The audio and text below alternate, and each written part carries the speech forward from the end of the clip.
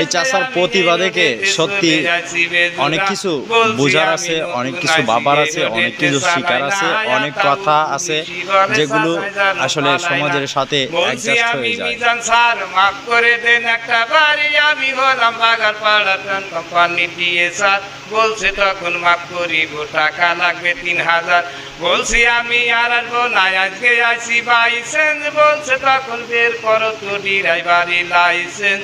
এই পুলিশ কি বোঝে না হয়, এই গাড়ির কি কাগজ হয় না, বোঝার বান করে কেন, বুঝতে কারো বাকি নাই।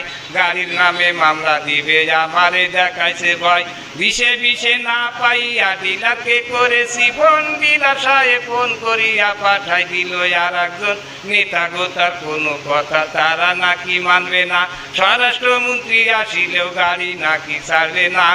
আরে তা উড়ে ঝাড়ি বেশি চুপচাপ আছে মিজান স্যার, ভাব দেখি